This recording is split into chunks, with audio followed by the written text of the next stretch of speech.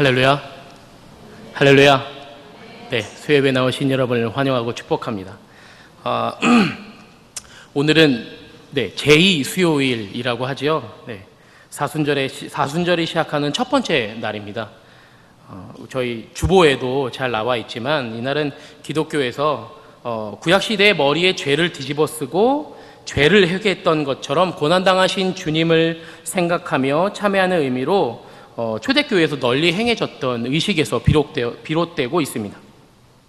사순절은 예수 그리스도의 고난과 죽으심을 기억하며 회개와 기도, 절제와 금식을 통해 경건한 신앙의 자세를 가다듬고 십자가의 순환의 길을 걸어가신 주님의 은혜와 사랑을 깊이 묵상함으로 진정한 부활의 기쁨에 참여하는 것을 기념하는 절기입니다. 오늘부터 사순절이 시작되는데 우리 다 같이 예수 그리스도의 십자가의 진정한 의미를 묵상하시면서 삶에 적용하고 그 고난을 기억하시며 살아가시는 그 부활의 소망에 한 걸음 다가가시는 저와 여러분 되시기를 간절히 소망합니다. 잘 알고 있지만 때로는 우리가 너무나 잘 알고 있어서 너무 익숙해서 우리가 무의식적으로 넘겨버리는 것들이 우리 삶에 참 많습니다. 설교를 준비하면서 제가 그런 것들이 뭐가 있을까라고 곰곰이 생각을 해봤는데 제가 운전을 좀 무의식 중에 하는 경우가 많더라고요. 너무 익숙하니까 운전을 오래 하고 익숙하다 보니까 분명히 시선은 정면을 향하고 있는데 생각은 딴 데가 있는 거예요. 그러니까 제가 마닐라에 이 필리핀에 와서도 많은 분들이 운전을 정말 조심해야 된다. 오죽하면 필리핀 분들도 저한테 여기저기 많이 끼어들 수 있으니까 운전은 꼭 조심해야 됩니다라고 많은 분들이 얘기해 주셨는데 이 새벽 예배를 제가 오고 가는 길에는 차도 별로 없고 그냥 거의 일정한 속도로 쭉 가게 되니까 제가 새벽이라 또 길이 좀 잘 안 보일 때도 있으니까 저도 모르게 무의식 중에 오늘 설교는 이렇게 전해야지, 또 오늘 찬양은 어떤 거지라고 생각하며 가다 보면 어쩔 때는 한 번은 좀 깜깜하기도 하고 하니까 사람이 앞으로 왔는데 요 앞에 올 때까지 제가 그것을 제대로 인지를 못해갖고 제가 급정거를 할 때도 있었고, 뭐 여기저기서 차들이 막 끼는 그 상황들 가운데서도 제가 잠깐 순간적으로 다른 생각을 하다 보면 급정거를 할 때가 좀 몇 번 있었던 것 같습니다. 이런 것처럼 오늘 본문 말씀도 여러분들이 잘 알고 있다고 생각하고 그래, 이 말씀 정도는 우리가 신앙생활하면서 잘 알고 있는 그런 말씀인데 우리가 잘 알고 있는 것들 중엔 참 중요한 것이 많죠. 그래서 때로는 이 중요한 것을 당연한 것으로 여기고 쉽게 지나쳐버리는, 제가 너무나 중요한 운전하는 것이 너무나 중요한데 그것을 제가 다른 생각과 그냥 너무나 당연한 거야, 내가 그냥 이 길로 가는 거 아무도 없을 거야, 이렇게 의식하지 않고 가다 보면 우리 삶에 분명 우리가 놓치고 있는 것들이 많이 있습니다. 그런 것들 중에 오늘 본문 말씀을 통해서 우리가 놓치고 있는 것이 무엇인가 한번 다 같이 묵상하는 시간이 됐으면 좋겠습니다. 오늘 본문은 예수님께서 40일 금식하신 후에 마귀에게 시험을 받는 장면이 나오죠. 그런데 예수님께서 40일 금식하신 후에 마귀에게 금식하고 마귀에게 시험 받는다고 나오지 않고요, 성령에게 먼저 이끌려 마귀에게 시험을 받으러 광야로 가셔서 40일을 금식했다라고 말씀에 나와 있습니다. 본문 1절과 2절을 다시 보시면 그때 예수께서 성령에게 이끌려 마귀에게 시험을 받으러 광야로 가사 40일 밤낮으로 금식하신 후에 줄이신지라 라고 하였습니다. 1절 말씀에 보니까 그때는 이라고 나오는데, 그럼 그때는 언제냐? 마태복음 4장 이 직전에 있는 3장 말씀을 보시면 예수님께서 세례 요한에게 세례를 받는 장면이 나옵니다. 그때 무슨 일이 있었습니까? 하늘이 열리고 하나님의 성령이 비둘기같이 내려오고 하늘로부터 소리가 있었는데 이는 내 사랑하는 아들이요 기뻐하는 자라라는 음성이 있었습니다. 성령님이 예수님께 오신 거죠. 예수님이 성령으로 충만할 때 마귀에게 시험을 받으러 광야로 가셨습니다. 일반적으로 우리가 어떤 상황일 때 여러분 마귀가 나에게 시험을 한다고 생각하십니까? 어떨 때 시험이 올까요? 우리의 영적인 상태가 아주 엉망일 때 마귀는 찾아옵니다. 우리가 성령으로 충만하면 죄송합니다. 우리 영적인 상태가 엉망일 때는요, 마귀가 절대 건드리지 않아요. 왜냐하면 가만둬도 알아서 넘어질 거니까. 그러나 우리의 영적인 상태가 성령으로 충만해서 나는 뭐든지 이겨낼 수 있어, 나는 지금 성령으로 충만하고 말씀으로 충만해라고 하는 그 순간 마귀는 우리에게 찾아와 시험을 걸게 됩니다. 욥을 한번 기억해 보십시오. 욥기서 1장 1절을 보시면 우스 땅에 욥이라 불리는 사람이 있었는데 그 사람은 온전하고 정직하여 하나님을 경외하며 악에서 떠난 자더라 라고 하였습니다. 어떤 사람입니까? 하나님을 경외하며 악에서 떠난 자, 그런 욥을 사탄이 공격하기 시작했죠. 우리도 마찬가지입니다. 우리가 영적으로 엉망이고 사탄이 좋아할 때면 절대로 사탄은 우리에게 오지 않습니다. 우리가 알아서 사탄의 시험에 살짝 건들기만 해도 우리는 또 넘어지고 우린 죄악 가운데 빠지고 우리의 영적인 상태는 엉망인 상태를 유지할 수밖에 없겠죠. 그러나 우리가 성령으로 충만한 상태, 악에서 떠난 상태, 하나님을 온전히 경외하며 나가는 그 순간 사탄은 우리에게 시험을 줍니다. 그런 성령이 충만한 그런 예수님께서도 오늘 본 말씀에 마귀에게 이끌려 시험을 받게 되었다고 하는데요. 오늘 말씀을 보시면서 우리도 삶에서 시험을 어떻게 이기는지 오늘 말씀을 보시면서 함께 우리의 삶을 살아가시는 여러분 되시길 소망합니다. 첫 번째 시험은 내가 만일 하나님의 아들이거든 명하여 이 돌들을 떡덩이가 되게 하라라는 시험이었습니다. 예수님이 성령에게 이끌려 가셔서 마귀에게 시험을 받으러 가시고 무려 40일 동안 금식을 하셨다고 나옵니다. 근데 2절 말씀 끝에 보니까 예수님께서도 줄이신지라 라고 하였습니다.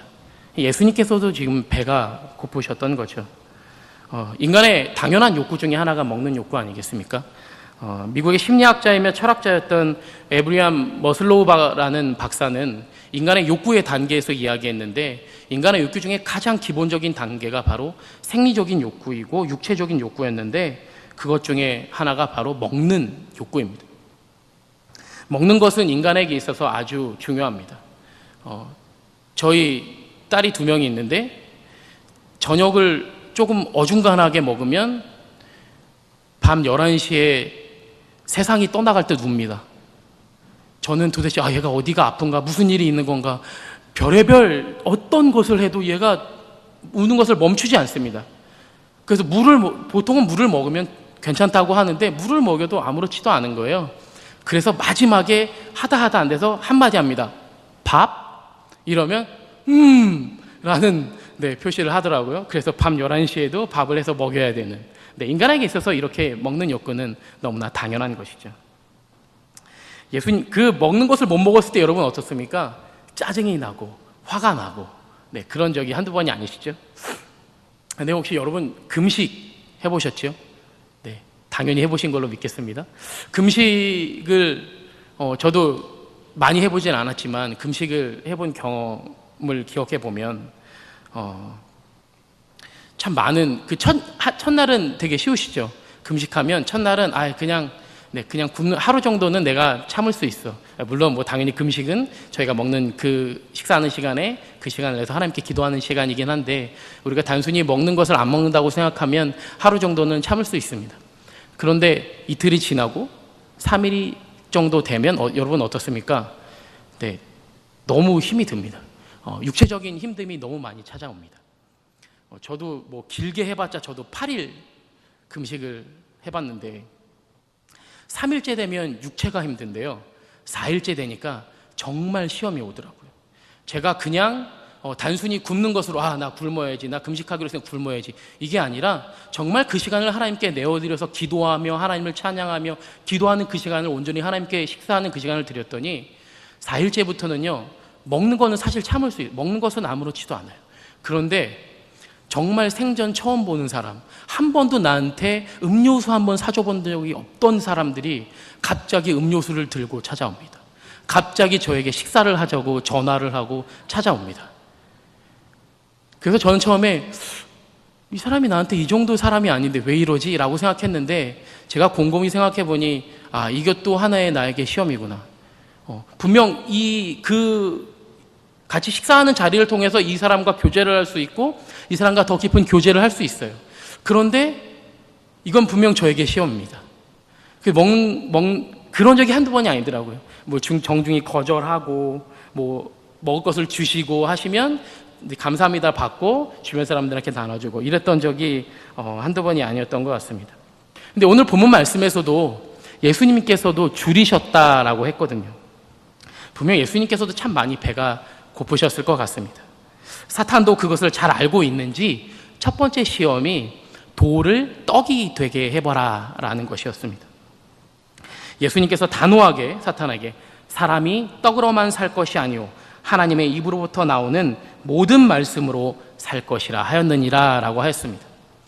예수님께서 신명기 8장 3절 말씀을 인용하신 것인데요. 신명기의 그 8장의 내용을 보면 모세가 이스라엘 백성에게 설교를 하는 내용입니다. 너희가 40년 동안 광야에서 지냈던 것을 잘 기억해봐라.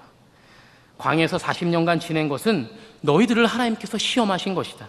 마음이 어떤지 명령을 잘 지키는지 확인하시려고 그랬던 것이다.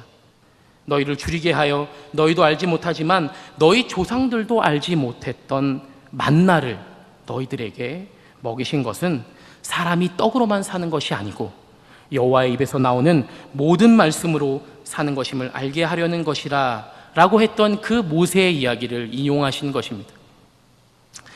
우리도 배고플 수 있습니다. 당연히 그럴 수 있죠. 배고픈 것을 또한 해결해야 합니다. 그러나 우리에게 육신의 배고픔보다 더 중요한 것은 말씀의 배고픔이라고 할 수 있습니다.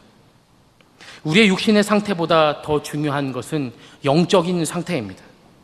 육신의 상태가 아무리 멀쩡하고 겉모습이 번지르르 할지라도 우리의 영적인 상태가 피폐해지고 말씀으로 전혀 채워지지 않는 상태라면 그것보다 더 최악인 상황이 어디 있겠습니까? 믿는 사람으로서 우리가 육신의 상태보다 더 중요한 것은 영적인 상태입니다. 우리의 영적인 갈급함을 채우는 것은 하나님밖에 없습니다. 그 하나님을 언제나 어디서든 만날 수 있는 것은 바로 말씀밖에 없기 때문입니다. 말씀 속에 살아 역사하시는 하나님을 만나게 될 때에 우리의 영적 상태가 성령으로 충만하여 줄 줄로 믿습니다. 디모데후서 3장 16절과 17절에 모든 성경은 하나님의 감동으로 된 것으로 교훈과 책망과 바르게 함과 의로 교육하기에 유익하니 이는 하나님의 사람으로 온전하게 하며 모든 선한 일을 행할 능력을 갖추게 하려 함이라 라고 하였습니다. 하나님의 감동으로 된 그 말씀을 우리가 읽을 때 우리는 하나님의 사람으로 온전하게 살아갈 수 있습니다. 하나님의 사람으로 온전하게 살아간다는 것은 한치의 실수도 용납하지 않는 것입니다. 하나님의 사람으로, 자녀로 온전하게 살아가게 되는 것은 욥처럼 하나님을 경외하고 악에서 떠난 자라는 것을 기억하시길 바랍니다. 그래서 하나님의 말씀을 보는 것, 읽는 것은 참 중요합니다. 저희 이번 주 주일날 광고에도 나왔듯이 오늘부터 사순절 기간 저희가 신약을 하루에 6장씩 읽으면 통독하게 되고요. 복음서를 2장씩 필사하면 복음서 전체를 40일 동안 필사하실 수 있습니다. 이런 하나님을 자꾸 만날 수 있는 그 기회들을 이 사순절 기간뿐만 아니라 우리가 계속 하나님의 말씀을 가까이 두게 될 때에 우리의 육신의 양식도 중요하지만 그 하나님의 말씀으로 우리의 영적인 상태가 성령으로 충만하여져서 하나님의 자녀로 온전하게 살아가시는 저와 여러분 되시기를 간절히 축원합니다. 두 번째 시험은 예수님을 사사 마귀가 성전 꼭대기에 데리고 가서 내가 하나님의 아들이라면 이곳에서 뛰어내리라고 합니다.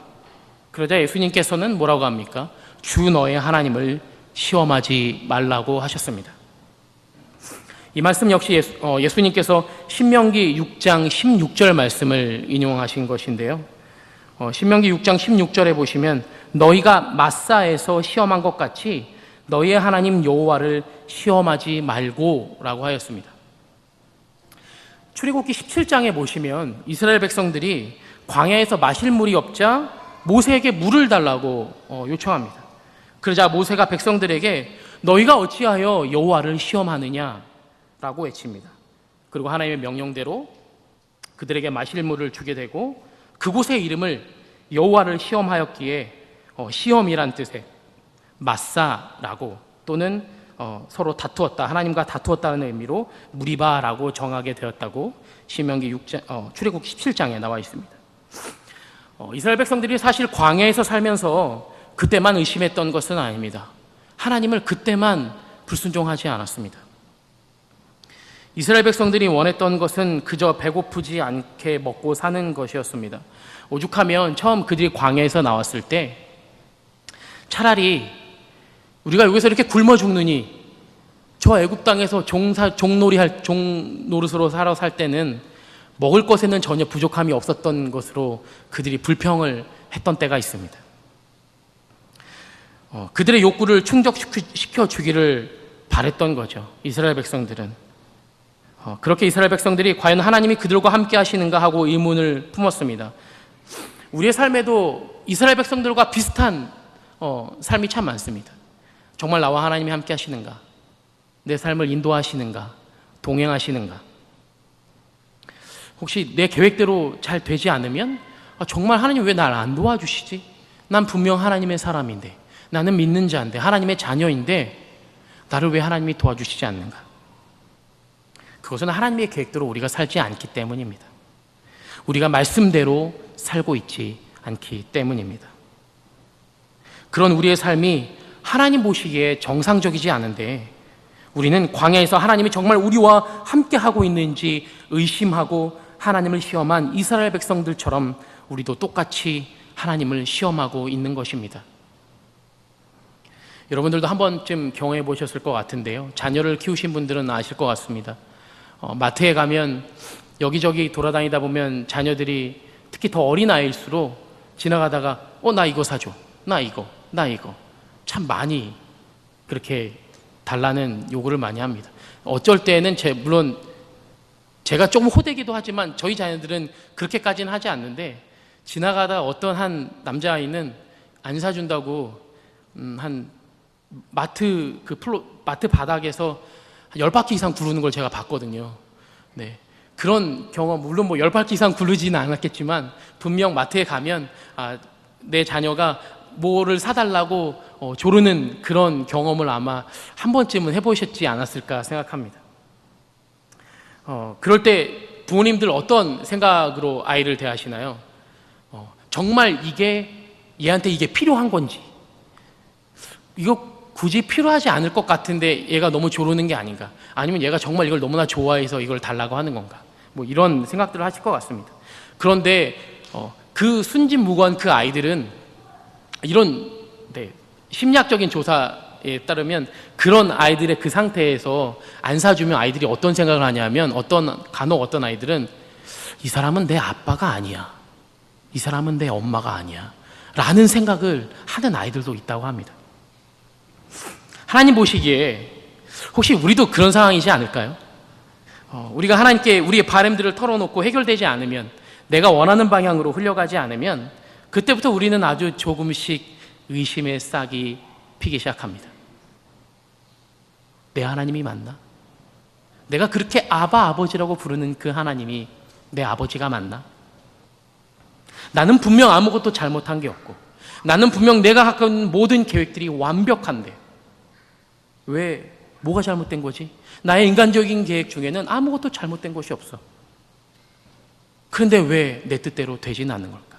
왜 계획대로 이것이 흘러가지 않는 걸까? 완벽한데. 그렇다면 하나님이 내 편이 아닌 게 아닌가? 그렇다면 하나님이 나를 도와주고 계시지 않는 건 아닌가?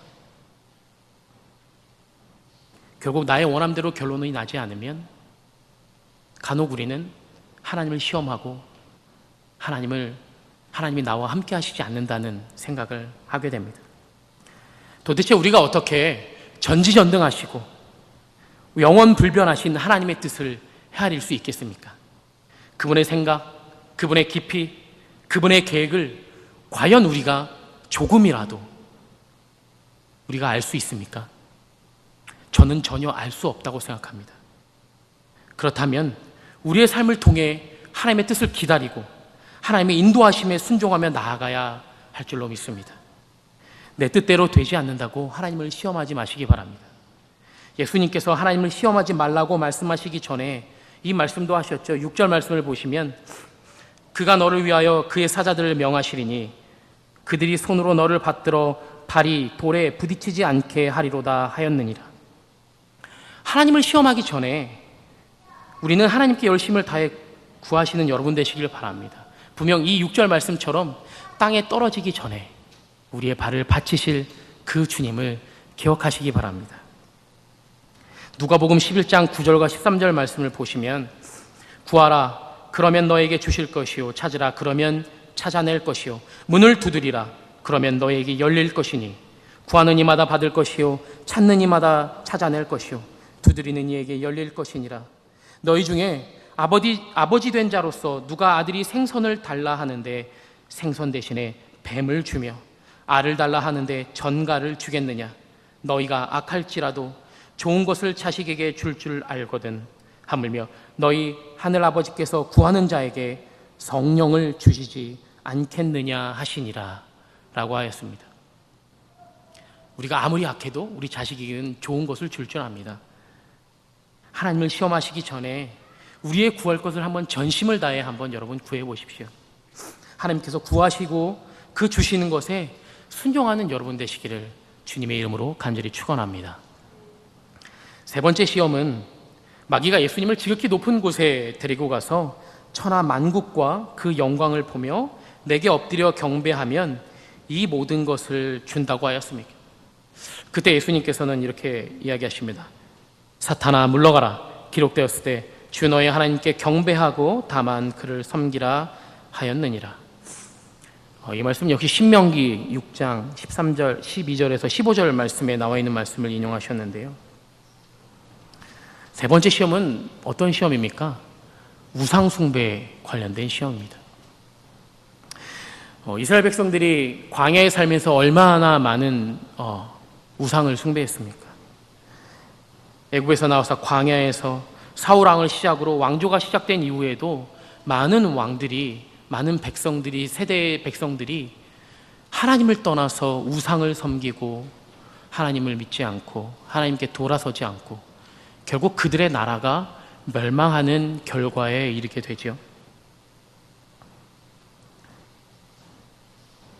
그러나 이스라엘 백성들은 그들의 잘못을 그 당시에 전혀 깨닫지 못했습니다. 시간이 한참 흐른 후에야 그들의 잘못을 깨닫기 시작했죠. 혹시 지금 나의 삶도 우상 숭배를 하고 있는 삶이 아닌지 한번 돌아봤으면 좋겠습니다.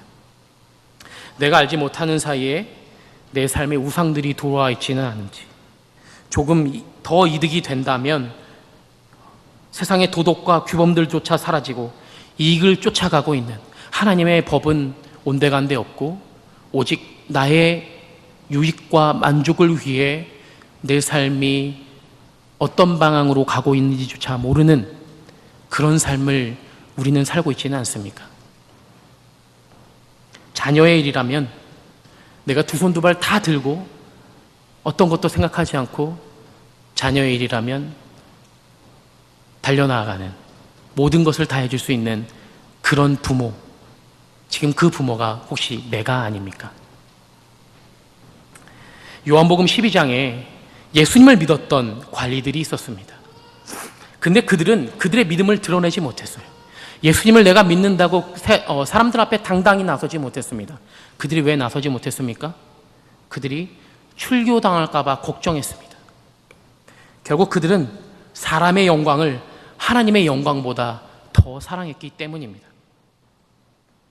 이 세상의 영광은 없어질 영광입니다. 그 세상의 영광이 하루아침에 몰락하는 것은 사실 어제 오늘의 이야기는 아닙니다. 전도서 1장에 전도자가 이르되 헛되고 헛되며 헛되고 헛되니 모든 것이 헛되도다. 해 아래에서 수고하는 모든 수고가 사람에게 무엇이 유익한가? 라고 하였습니다. 세상의 것들은 전부 헛된 것입니다. 언젠가는 분명 없어질 것들이고 하나님 나라에는 전혀 쓸모없는 것들입니다. 물론 우리가 살아가면서 필요한 것들이 참 많죠. 우리의 인간의 삶에 필요한 것들은 참 많습니다. 중요한 것도 많습니다. 그러나 하나님 앞에 이 세상의 것은 전혀 중요치 않습니다. 그래서 아직도 사람들은, 믿는 사람들이 더 이 세상의 것을 쫓아가고, 그래도 우리는 필요합니다, 그래도 우리는 먹고 살아야 하지 않겠습니까? 라는 말로 우리를 포장하고 그 뒤에 숨어 있습니다. 그 먹고 사는 문제, 한낱 없어질 이 세상의 영광 때문에 영혼의 문제를 만드시겠습니까? 출애굽기 20장에 보면 10계명에 대해서 나오죠. 4절부터 6절까지 보시면 우상 숭배에 대한 이야기가 나옵니다. 너를 위하여 새긴 우상을 만들지 말고, 또 위로 하늘에 있는 것이나 아래로 땅에 있는 것이나 땅 아래 물속에 있는 것에 어떤 형상도 만들지 말며 그것들에게 절하지 말며 그것들을 섬기지 말라. 우상 숭배하지 말라고 나와 있습니다. 그런데 그 뒤에 말씀을 보니까요, 더 두렵고 떨리지만 확실한 하나님의 은혜의 말씀이 있습니다. 나 내 하나님 여호와는 질투하는 하나님인즉 나를 미워하는 자의 죄를 갚되 아버지로부터 아들에게로 3, 4대까지 이르게 하거니와 나를 사랑하고 내 계명을 지키는 자에게는 1000대까지 은혜를 베푸느니라 라고 하나님께서 우리에게 약속하고 계십니다. 몇 대까지요? 1000대까지입니다. 1000대까지 하나님의 은혜를 우리에게 주신다고 했습니다. 하나님의 은혜와 성령을 매일 구하는 우리가 정작 하나님께서 주시겠다고 하는 것들을, 우리의 삶의 우상으로 인해 우리들은 그것들을, 하나님의 은혜를 거부하고 우리가 그것들을 멀리하고 있다면 우리는 우리의 삶을 다시 한번 돌아봐야 합니다. 내 삶의 우상은 무엇이 있습니까? 우상들이 있다면 그 문제를 해결하지 않고는 하나님 앞에 나아갈 수가 없습니다. 우리의 우상의 문제, 우리 삶의 문제, 혹시 내가 잘못 생각하고 있다는 것이 있다면 우리의 우상의 문제들을 철저히 하나님 앞에 다 모두 내려놓으시고 온전히 하나님만 바라보며 나아가시는 저와 여러분 되시기를 소망합니다. 오늘 저희가 잘 알고 있는 그 마태복음 4장의 말씀, 어렸을 때 사실 뒤에 말씀은 잘 기억나지 않지만 돌을 떡이 해보라라고 했던 그 말씀은 여러분 잘 기억하시죠? 네. 오늘부터 사순절이 시작되었습니다. 우리가 사순절의 의미를 잘 기억하시고, 이 분명 우리 삶 가운데 이 사순절뿐만 아니라 이 모든 삶 가운데 분명 우리들에게 고난과 어려움은 분명 있습니다. 항상 행복할 수만은 없지요. 힘들고 어려운 일들이 나에게 찾아올 때가 분명 있습니다. 그런데 오늘 예수님께서는 우리에게 그런 삶의 고난들을 어떻게 이겨낼 수 있는지 말씀하고 있습니다. 첫 번째는 말씀으로 사는 삶입니다. 두 번째는 하나님을 시험하지 않고 열심히 구해 그 하나님의 말씀에 순종하는 겁니다. 하나님을 시험하지 않는 삶입니다.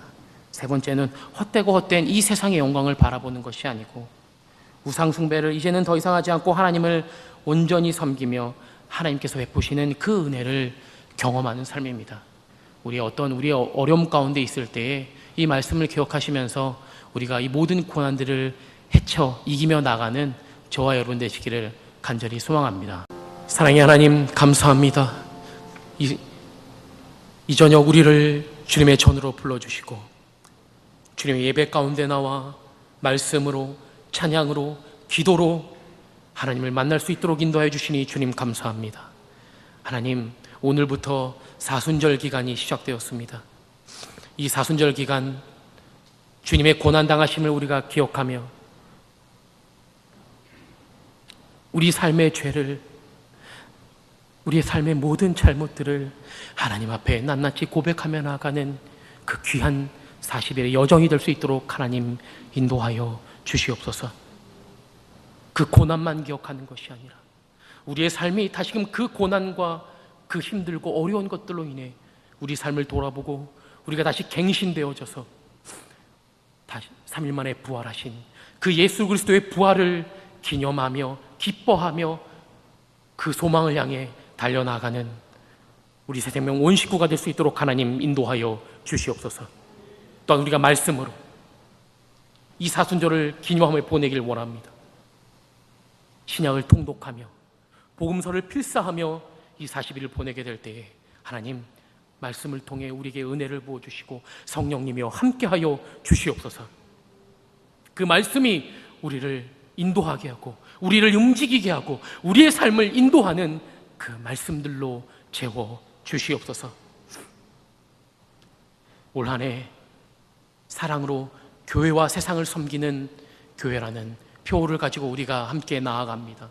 하나님, 사랑으로 교회를 섬기고 우리 새생명 모든 가족을 섬기며 더 나아가 이 세상, 이 사회를 섬기는 모든 새생명 식구들이 될 수 있도록 하나님 인도하여 주시옵소서. 우리 삶을 지켜주시고 보호하시고 동행하여 주셔서 우리가 늘 성령으로 충만한 삶이 될 수 있도록 하나님 인도하여 주시옵소서. 감사드리며 이 모든 말씀 우리를 사랑하시는 예수님의 이름으로 기도드렸습니다.